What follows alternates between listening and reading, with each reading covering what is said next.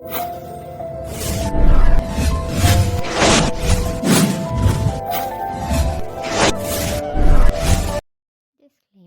this is an audiobook recording performed for entertainment purpose through fair use. I do not claim any of the texts being read to be mine or written by me. This is one of the best-selling novels, Twilight, by Stephenie Meyer. Each week I will be posting a chapter, so don't forget to like and subscribe, and also click the bell icon to never miss an update.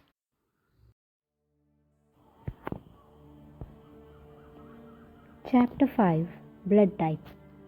I made my way to English in a daze. I didn't even realize when I first walked in that class had already started. "Thank you for joining us, Miss Swan," Mr. Mason said in a disparaging tone. I flushed and hurried to my seat.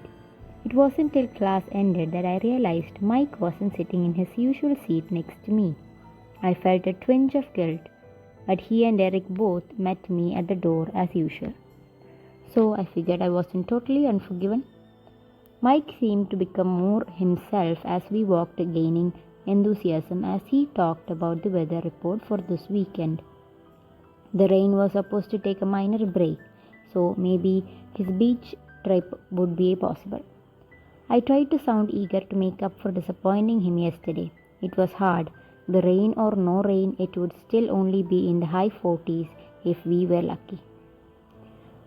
The rest of the morning passed in a blur. It was difficult to believe that I hadn't just imagined what Edward had said and the way his eyes had looked. Maybe it was just a very convincing dream that I'd confused with reality. That seemed more probable than that I really appealed to him on any level. So I was impatient and frightened as Jessica and I entered the cafeteria. I wanted to see his face, to see if he had gone back to the cold, indifferent person I'd known for the last several weeks, or if, by some miracle, I'd really heard what I thought I'd heard this morning. Jessica babbled on and on about her dance plans. Lauren and Angela had asked the other boys, and they were all going together, completely unaware of my inattention. Disappointment flooded through me as my eyes unerringly focused on his table. The other four were there, but he was absent. Had he gone home?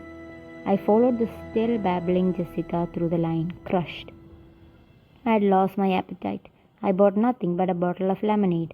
I just wanted to go sit down and sulk. "Edward Cullen is staring at you again," Jessica said, finally breaking through my abstraction with his name. "I wonder why he's sitting alone today." My head snapped up. I followed her gaze to see Edward, smiling crookedly, staring at me from an empty table across the cafeteria from where he usually sat. Once he had caught my eye, he raised one hand and motioned with his index finger for me to join him. As I stared in disbelief, he winked. "Does he mean you?" Jessica asked with insulting astonishment in her voice. "Maybe he needs help with his biology homework," I muttered for her benefit. "I'd better go see what he wants." I could feel her staring after me as I walked away. When I reached his table, I stood behind the chair across from him, unsure. "Why don't you sit with me today?" he asked, smiling. I sat down automatically, watching him with caution. He was still smiling. It was hard to believe that someone so beautiful could be real. I was afraid that he might disappear in a sudden puff of smoke and I would wake up. He seemed to be waiting for me to say something. "This is different," I finally managed. "Well," he paused, and then the rest of the words followed in a rush. I decided as long as I was going to hell, I might as well do it thoroughly. I waited for him to say something that made sense. The second ticked by. I don't have any idea what you mean," I eventually pointed out. "I know." He smiled again, and then he changed the subject. "I think your friends are angry with me for stealing you." They survived. I could feel their stares boring into my back. "I may not give you back, though," he said with a wicked glint in his eyes. I gulped. He laughed. "You look worried." No, I said, but ridiculously my voice broke. Surprised, actually. What brought all this on? I told you I got tired of trying to stay away from you, so I'm giving up. He was still smiling, but his ochre eyes were serious. Giving up? I repeated in confusion. Yes, giving up trying to be good. I'm just going to do what I want now and let the chips fall where they may. His smile faded as he explained, and a hard edge crept into his voice. You lost me again. The breathtaking crooked smile reappeared. I always say too much when I'm talking to you. That's one of the problems. Don't worry, I don't understand any of it, I said wryly. I'm counting on that. So, in plain English, are we friends now? Friends?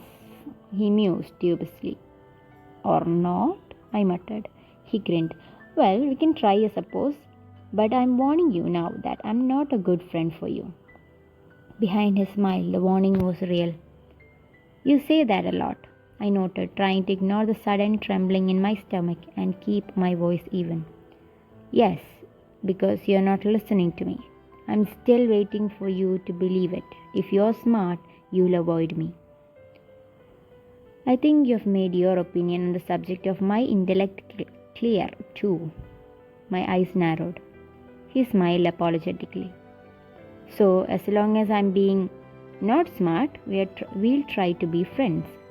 I struggled to sum up the confusion exchange. That sounds about right. I looked down at my hands wrapped around the lemonade bottle, not sure what to do. What are you thinking? He asked curiously. I looked up into his deep gold eyes because befuddled and, as usual, blurted out the truth. I'm trying to figure out what you are. His jaw tightened, but he kept his smile in place with some effort. Are you having any luck with that? He asked in an offhand tone. Not too much, I admitted. He chuckled. What are your theories? I blushed. I had been vacillating during the last month between Bruce Wayne and Peter Parker. There was no way I was going to own up to that. Won't you tell me? He asked, tilting his head to one side with a shockingly tempting smile. I shook my head. Too embarrassing. That's really frustrating, he complained. No, I disagreed quickly, my eyes narrowing. I can't imagine why that would be frustrating at all. Just because someone refused to tell you what they are thinking, even if all the while they are making cryptic little remarks specifically designed to keep you up at night wondering what they could possibly mean. Now, why would that be frustrating? He grimaced. Or better, I continued, the pent-up annoyance flowing freely now. Say that person also did a wide range of bizarre things, from saving your life under impossible circumstances one day to treating you like a pariah the next.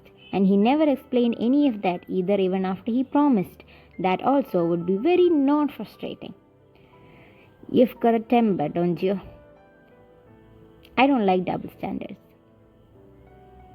We stared at each other, unsmiling. He glanced over my shoulder and then, unexpectedly, he snickered. What? Your boyfriend seems to think I'm being unpleasant here. He's debating whether or not to come break up our fight. He snickered again. I don't know who you're talking about, I said frostily, but I'm sure you're wrong anyway. I'm not, I told you, most people are easy to read. Except me, of course.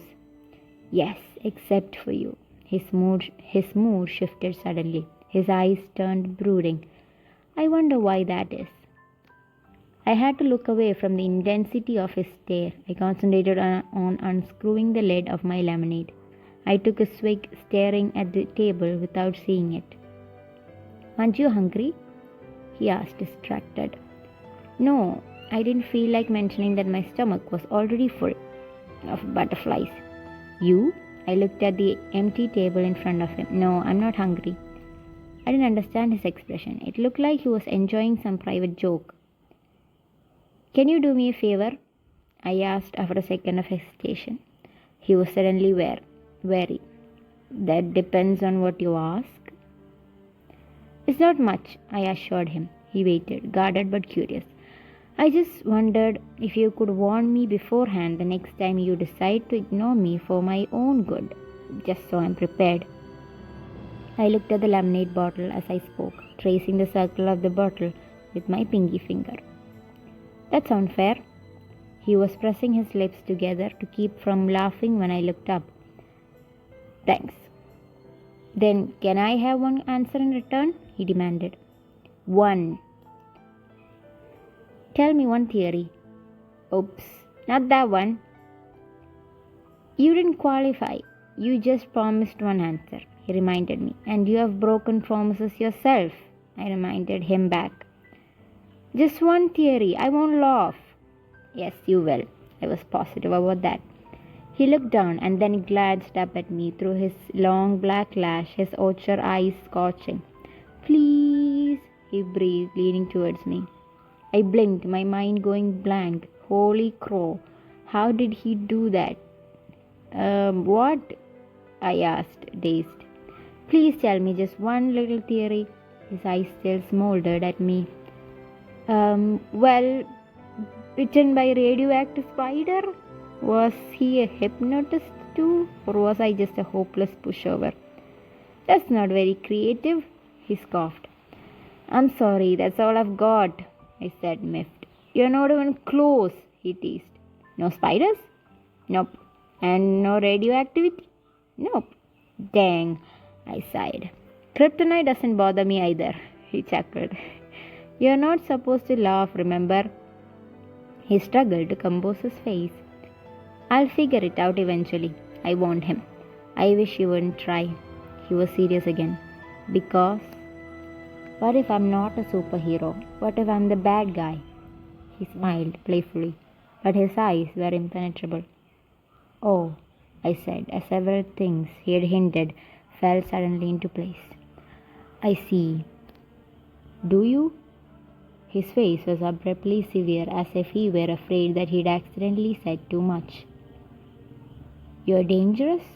I guessed, my pulse quickening as I intuitively realized the truth of my own words.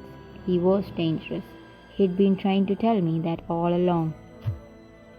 He just looked at me, eyes full of some emotion I couldn't comprehend. But not bad, I whispered, shaking my head. No, I don't believe that you're bad. You're wrong. His voice was almost inaudible. He looked down, stealing my bottle lid and then spinning it on its side between his fingers. I stared at him, wondering why I didn't feel afraid. He meant what he was saying. It was obvious, but I just felt anxious, on edge, and more than anything else, fascinated. The same way I always felt when I was near him.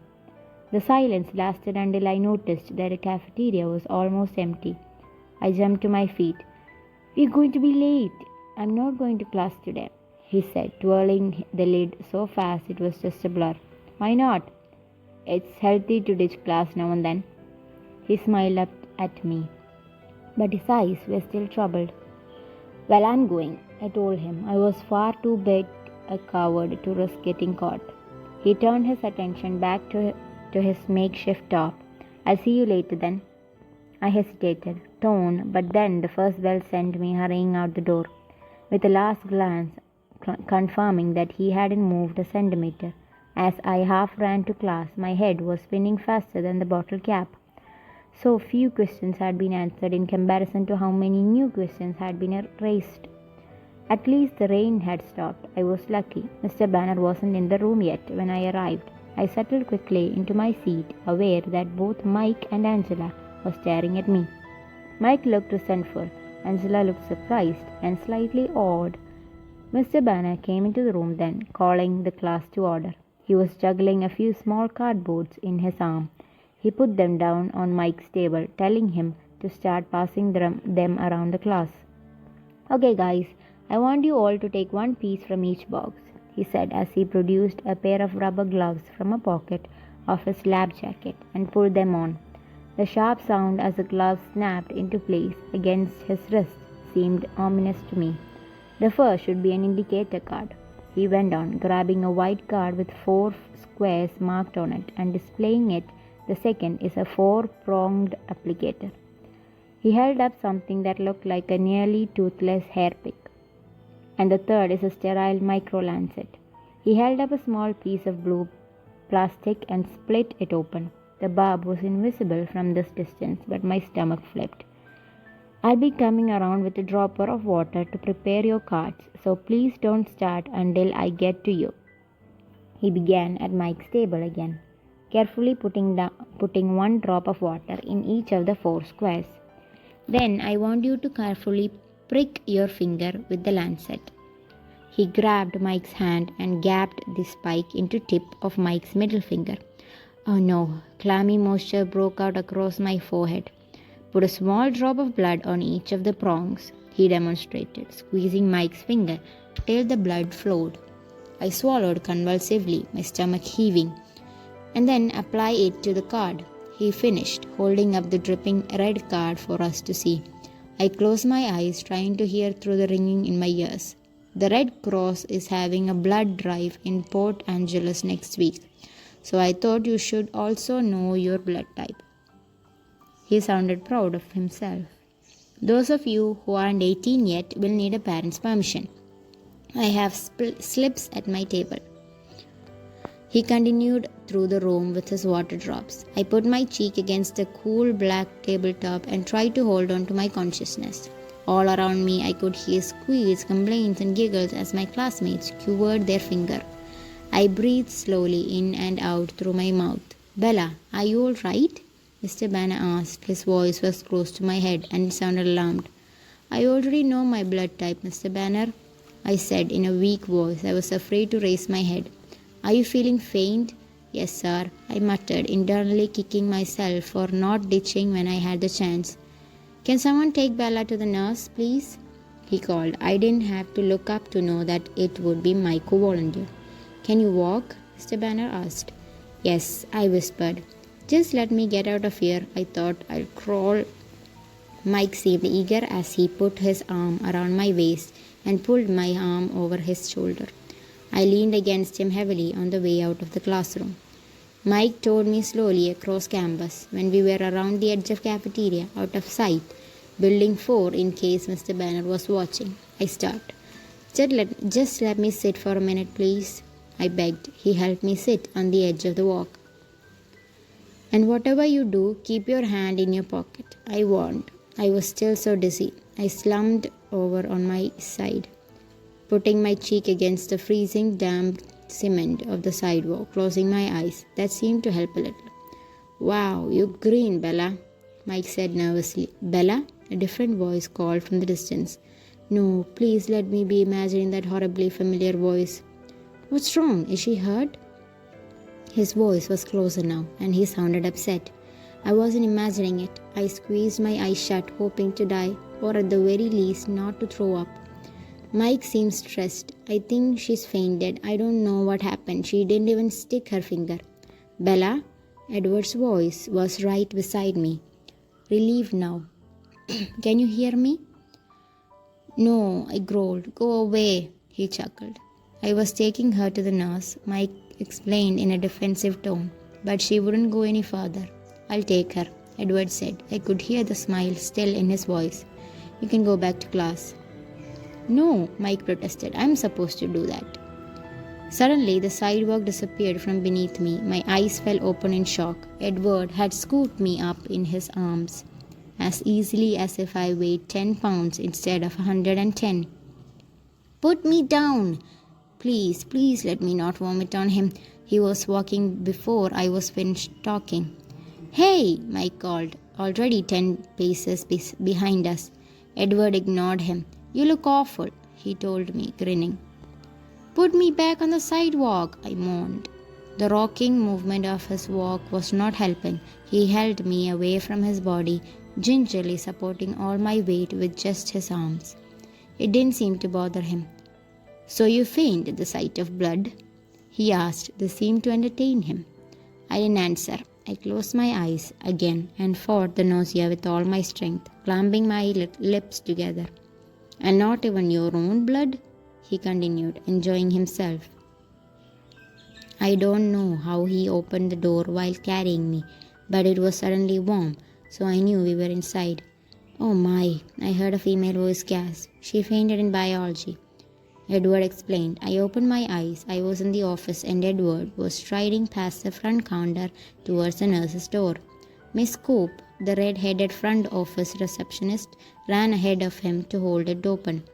The grandmotherly nurse looked up from a novel astonished as Edward swung me into the room and placed me gently on the crackly paper that covered the brown vinyl mattress on the one cot. Then he moved to stand against the wall as far across the narrow room as possible. His eyes were bright, excited. She's just a little faint, he reassured the startled nurse. They're blood typing in biology. The nurse nodded sagely. There's always one. He muffled a snicker.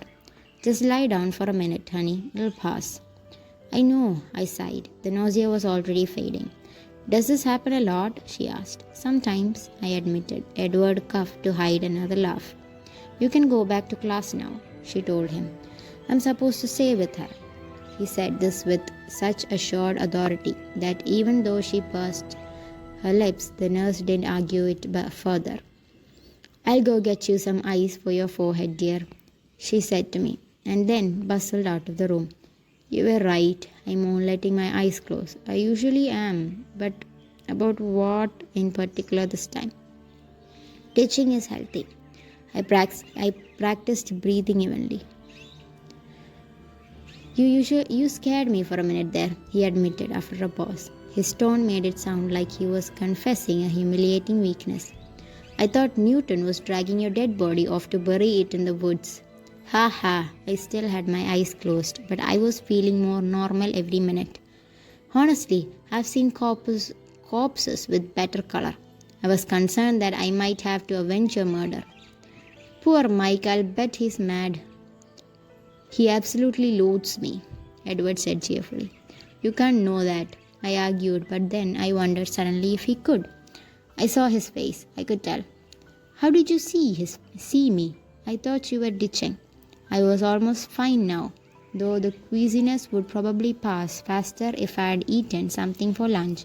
On the other hand, maybe it was lucky my stomach was empty. I was in my car listening to a CD. Such a normal response, it surprised me. I heard the door and opened my eyes to see the nurse with a cold compress in her hand. Here you go, dear. She laid it across my forehead. You're looking better, she added. I think I'm fine, I said, sitting up, just a little ringing in my ears, no spinning. The mint green walls stayed where they should. I could see she was about to make me lie back down, but the door opened just then and Miss Coop stuck her head in. You've got another one, she warned. I hopped down to free up the cot for the next invalid. I handed the compress back to nurse. Here, I don't need this. And then Mike staggered through the door, now supporting a sallow-looking Lee Stephens, another boy in our biology class. Edward and I drew back against the wall to give them room. Oh no, Edward muttered. Go out to the office, Bella. I looked up at him, bewildered. Trust me, go. I spun and caught the door before it closed, darting out of the infirmary. I could feel Edward right behind me. You actually listened to me. He was stunned. I smelled the blood, I said, wrinkling my nose. Lee wasn't sick from watching other people like me. People can't smell blood, he contradicted. Well, I can. That's what makes me sick. It smells like rust and salt. He was staring at me with an unfathomable expression. What? I asked.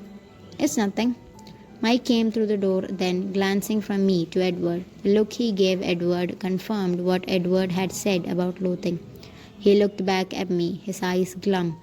You look better, he accused. Just keep your hand in your pocket, I warned him again. It's not bleeding anymore, he muttered. Are you going back to class?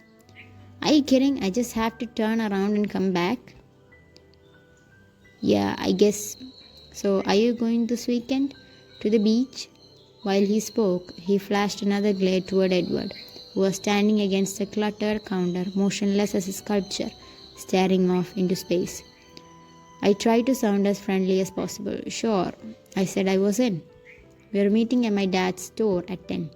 His eyes flickered to Edward again, wondering if he was giving out too much information. His body language made it clear that it wasn't an open invitation. "I'll be there," I promised. "I'll see you in gym then," he said, moving uncertainly towards the door. "See you," I replied. He looked at me once more, his round face slightly pouting, and then he walked slowly through the door. His shoulders slumped.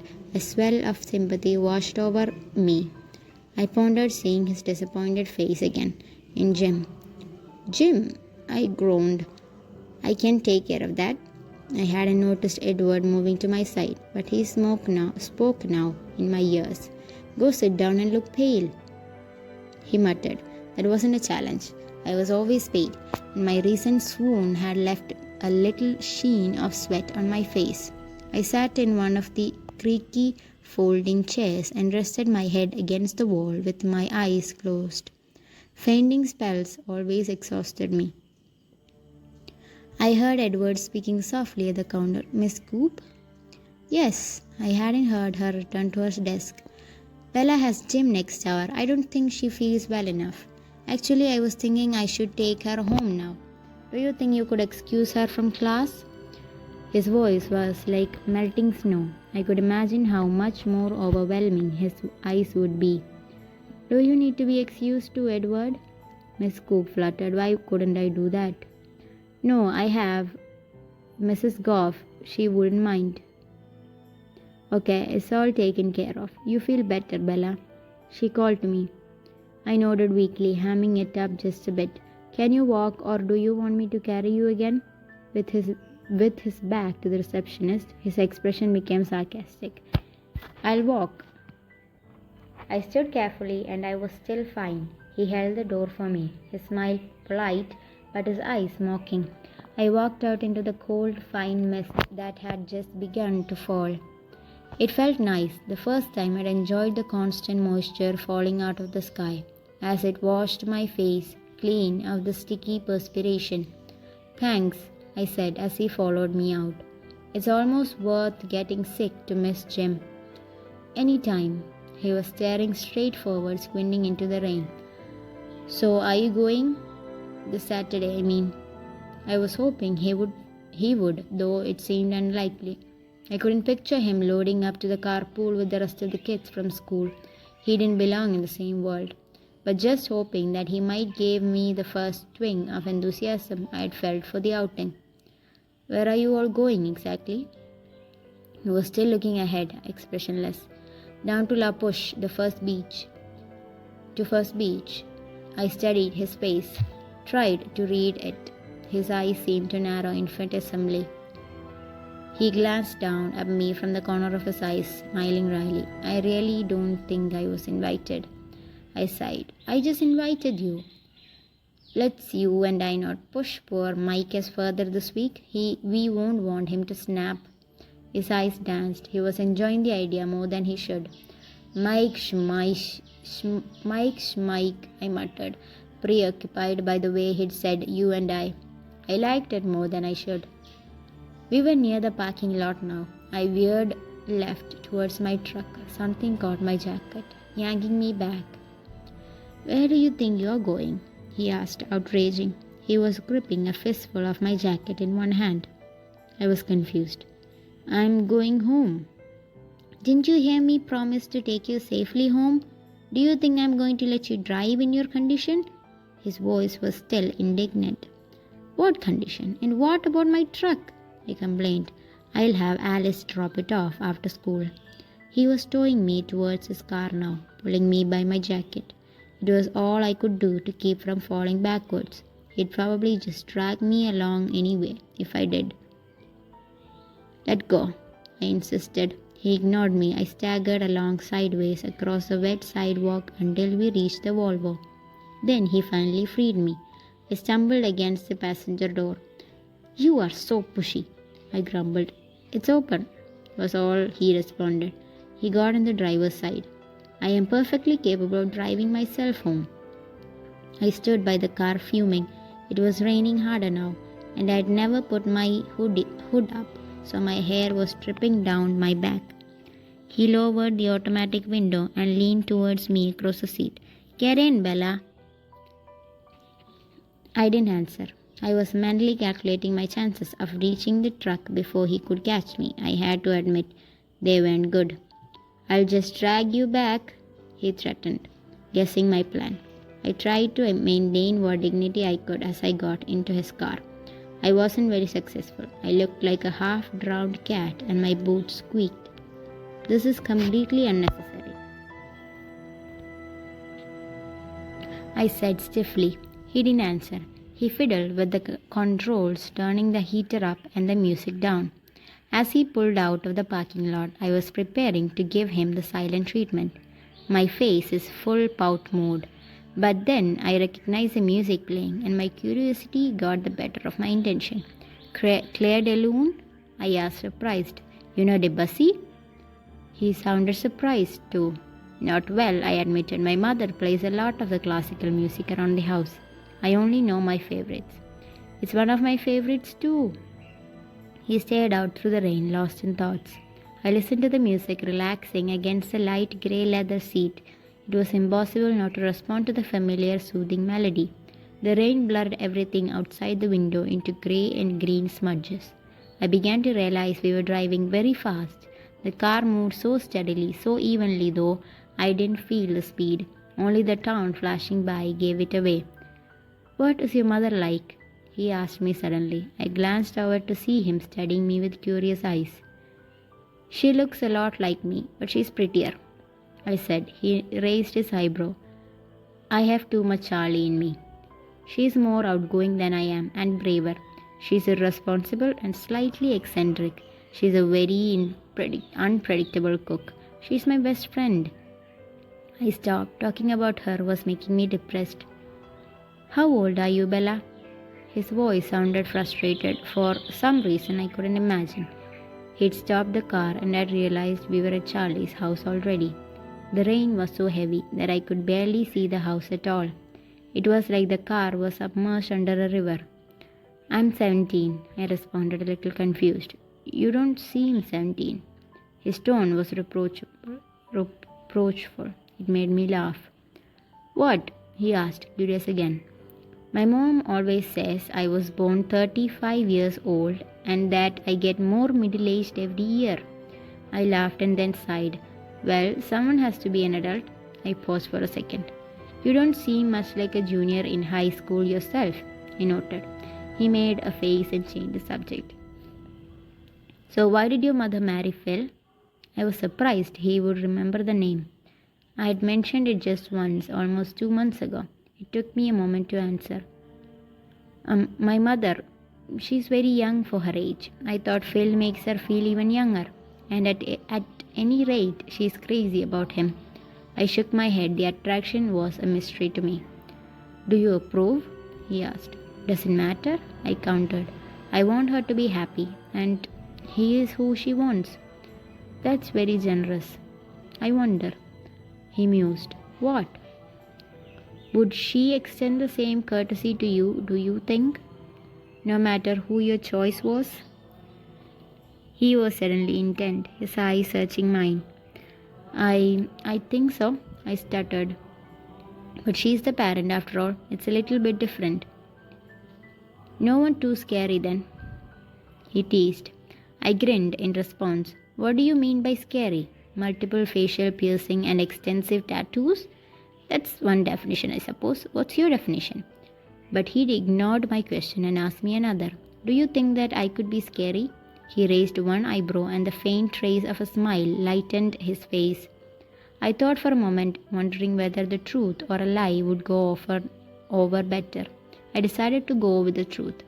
I think you could be, if you wanted to. Are you frightened of me now? The smile vanished and his heavenly face was suddenly serious. No, but I answered too quickly. The smile returned. So, now are you going to tell me about your family? I asked to distract him. It's got to be a much more interesting story than mine. He was instantly cautious. What do you want to know? The Cullens adopted you? I verified. Yes. I hesitated for a moment. What happened to your parents? They died many years ago. His tone was matter of fact. I'm sorry, I mumbled. I don't really remember them that clearly. Carlyle and Esme have been my parents for a very long time now. And you love them?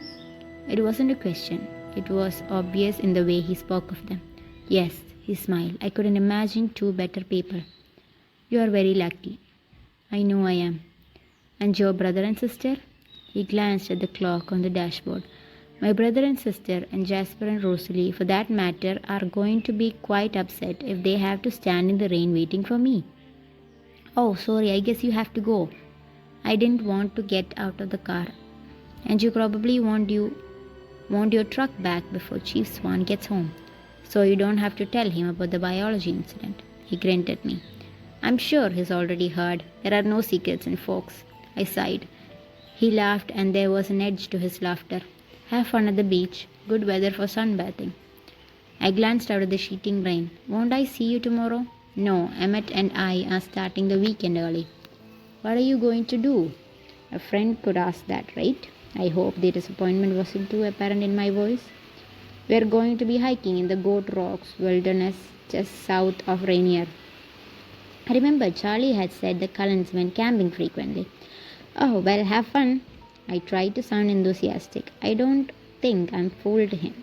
I think I fooled him, though a smile was playing around the edge of his lips. Will you do something for me this weekend? He turned to look me straight in the face. Utilizing the full power of his burning gold eyes, I nodded helplessly. Don't be offended, but you seem to be one of those people who just attract accidents just like magnet. So try not to fall into the ocean or get run over or anything, all right? He smiled crookedly. The helplessness had faded as he spoke. I glared at him. I'll see what I can do. I snapped as I jumped out into the rain. I slammed the door behind me with excessive force. He was still smiling as he drove away.